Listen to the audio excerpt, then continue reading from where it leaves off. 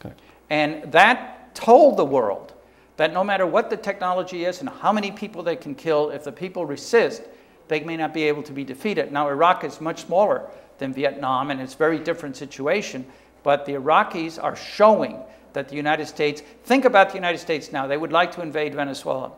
There's plenty of other countries. They have their troops in almost every country in the world. The only place where they don't have a lot of troops in every country is in South America. South America is now starting to rebel against the United States. The United States is in a very, very difficult position. They are burning money in Iraq. They're creating this huge deficit. The dollar is crashing. They have all these difficulties, and other nations are rising up economically. And a bloc is starting to form, not necessarily more democratic than the United States, in fact, in some ways less, of China, Russia, etc. But the Europeans are watching that and playing in between, and Japan doesn't know what to do in this world framework. What is happening to the United States in Iraq is it is being weakened internationally, not strengthened. And let's look at what's happening in Afghanistan, for instance. Afghanistan, which is a NATO-occupied country, and Tariq Ali, you know Tariq Ali Yes, very well, a good friend. He said it very admirably on the Amy Goodman show. He said President Karzai has the power of the mayor of a city, and that's only during the daytime. All right? In the evening, he doesn't have that power also. So given the fact, after 6 years, the country is becoming more destabilized, and now they have used the word Taliban the same way Stalin used the word kulak, which of course, has meant the rich peasant. And later on, everybody who opposed Stalin was becoming a kulak, whether it was an intellectual or a major or a general or member of the royal family or a writer or a member of the Communist Party. Whoever opposed him became a kulak. Similarly, now anybody opposing foreign occupation is a Taliban or a Talib. How do you see that situation? What I see is this, that what the United States did in Iraq was attempt to make it a Christian crusade without saying it.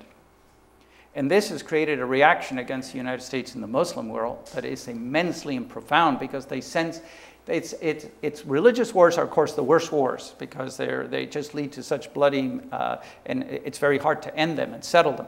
But the fact is that the Muslim world has seen the United States as an invader, and I believe it is completely conscious. I believe George Bush and the team around him want to end in Iraq being the Muslim religion, being the dominant religion, and want to begin conversions to Christianity. This is a form of insanity on the part of the United States and goes against its entire culture and tradition, which is to respect all religions. I think that's what's affecting Pakistan, because in every country of the Muslim world, anybody like the present ruler in Pakistan that sides with the United States, immediately a giant question mark is put over that person, and a rebellion begins to develop, and it can come from many different forms. It can come from people who are really very conservative, that want to go back in time, and others that want to go forward. But the point is, anyone in the Muslim world today who stands behind the United States openly is immediately the public begins to question them when they see what the United States is doing against the Arab American, the Arab people, the Muslims in the world, and the Muslims inside the United States, in which, though it has not been yet the type of thing that was done to the Japanese Americans or was done to African Americans and so forth, the fact is that today the Arab American and the Muslim community are the ones most being mistreated. Most attitude in the media is promotion of racism against, and it's done subtly while they say that there is no such campaign, that this doesn't exist, that they respect and accept the Muslim world and the rights of Arab Americans to exist. The truth is, if you're an Arab American and you're an open Muslim today, it's much harder to get a job than if you're a Christian and you're not an Arab. And that is a profound growth of that prejudice. It wasn't there the way it is today 20 years ago. You're absolutely right. But Peter, let's go one step forward. In Central Asia, there are two other major powers. There are many major powers, but two major powers. That's Russia and China sitting there. And they see U.S. presence not only as a means to consolidate Afghanistan in their own interest, but also to have right access to all the oil of Central Asia.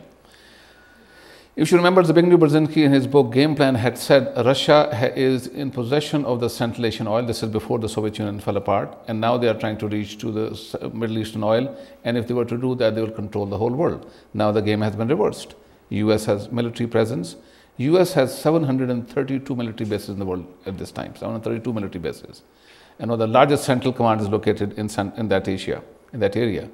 With 732 military bases, with such large presence in the Middle East, having such control over the oil, going to Central Asia, having similar control there, Do you think China and Russia will allow it willingly to continue, or do you think they might have ways to?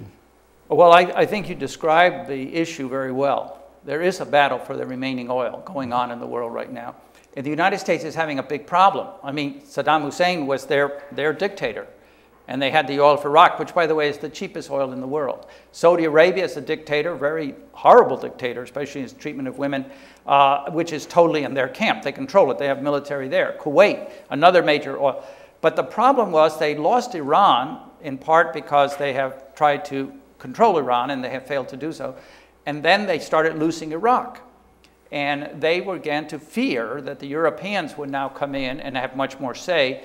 And the Europeans are doing a very interesting maneuver. They're trying to go to alternative energy, nuclear power, anything to not get entrapped by the United States controlling the oil. So what we're seeing is the end of oil wars and battle. And I think that people misunderstand. The war in Iraq is partially a war of the United States against Europe, and indirectly also against Russia and China. Now, I recently interviewed Afghan ambassador to United Nations, Ambassador Zahid Tanin, and I asked him a question. I said, do you think Russians are trying to pay back the United States in Afghanistan? What they've done to Russians, now they're doing it back. He said, no. I said, that's fine.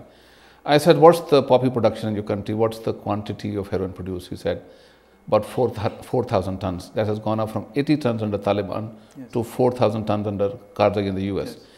And where does most of this heroin transit through to get to Europe? It's through Russia. I said, if Russians are letting most of this transit to their own country, isn't that an indirect way of supporting the insurgency? Well, and he had a pause on that. I would like to have your comment on that. Yeah. Well, let me say this about addictive drugs in general. The most addictive drug in the world is tobacco. The one that does more damage is tobacco. The average American thinks, if there's an article in the paper and it says addictive drugs, they don't mention tobacco. Since that is the US product that is sent all over the world and is destroying the life. In China, only 2% of the people smoke. The United States is now promoting to get them all addicted to drugs. The fact is that cocaine is far less of a danger. The addictions to heroin and cocaine are social problems. They should be answered with education, just like the problem of alcoholism. No, my point was not a moral judgment on cocaine. I know that, but Russians letting them pass through their territory, right, because they know the money is going to come back this way. Well, sure, because under the Taliban, they had decided to stop the production of heroin, and actually it would be best to stop it. But the fact is that when the United States came in, they allowed it to grow. And the major powers do play a role in this. It's very unclear the role of the CIA and the United States in the promotion of addictive drugs. You know, there's all these rumors and all these books that have been published indicating there's a connection that they funded the war against democracy in Nicaragua and El Salvador by using drug money and so forth. There is a lot of drug money. It's a very big business. The Colombians are very deeply in this, the Peruvians, etc. And in Colombia, for instance, there are so many dollars that their own currency is harder to get, because of the huge income that the drug business provides. This is a very complex issue. In the United States, it can be solved very simply. Legalize the drugs. Let me explain why. If you legalize them, the criminal world disappears. It has no basis for existence. If instead you tell people the doctors have the heroin, the doctors have the cocaine, if you're an addict, you go to your doctor to get what you need and work it out to try to solve your problem, the criminal world is completely undermined. We should not outlaw tobacco. That would be stupid, but we have to educate against it. We have to have programs to end the addiction and eventually wipe it out from the United States. We must treat all the other addictive drugs the same way.